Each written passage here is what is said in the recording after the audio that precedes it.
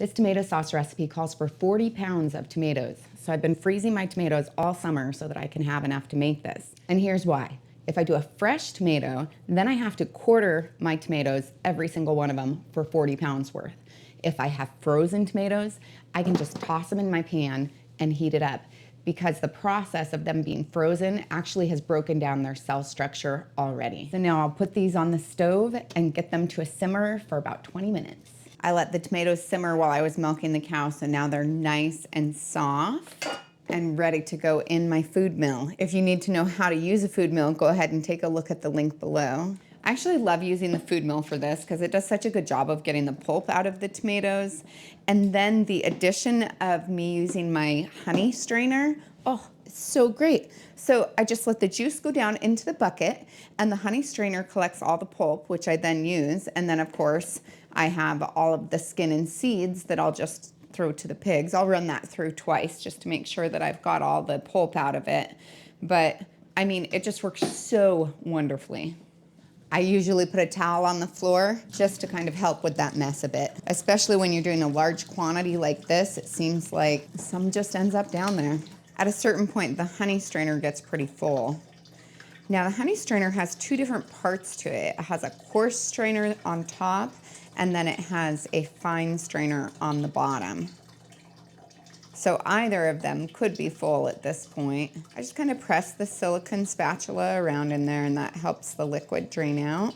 You can determine just how much you want out. I mean, you could take it down to a point where you're practically making a tomato paste if you really wanted to, but I like a little bit of liquid in mine. You can always add more juice to it later if you need it to be a little bit thinner, or you can cook it down more in the pan if you want.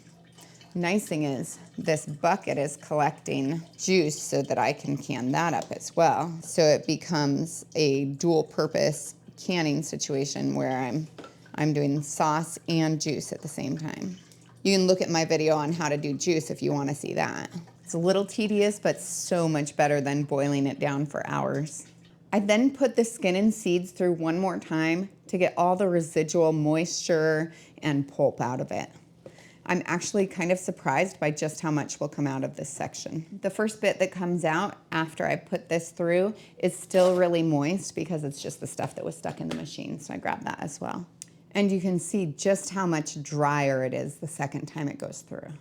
Now I'll put the tomato sauce on the stove and I'll cook it down until it's just the right thickness, which is of course different for everyone.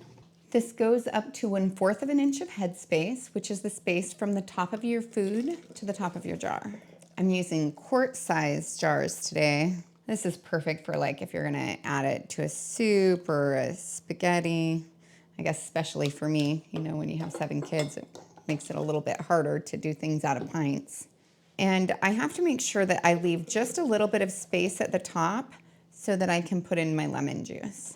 So every time I make this recipe, I get slightly different amounts. And that's just because it depends on your tomatoes and their water level. I mean, when you're talking about 40 pounds of tomatoes, a little bit can make a big difference.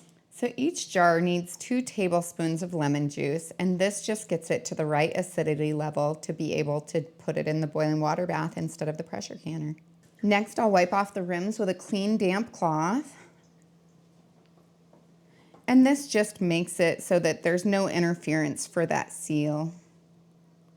If you get little bits of food there, it can be a problem. And then I'll put on the lids fingertip tight.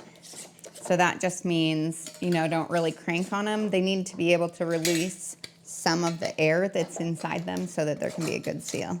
If it's too tight, it can't do that. Of course, you don't want it too loose either. Now I'll place these in the boiling water bath for 40 minutes. If I'm at sea level, I'm at 1,200 feet, so I'm gonna go for 45.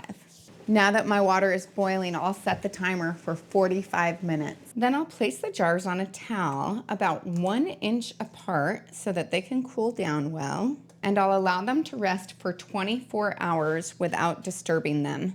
After that time, I'll go ahead and remove the ring.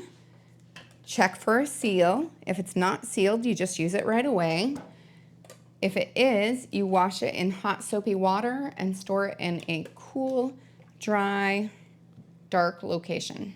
It's usually best to use canned goods within the first 3 years.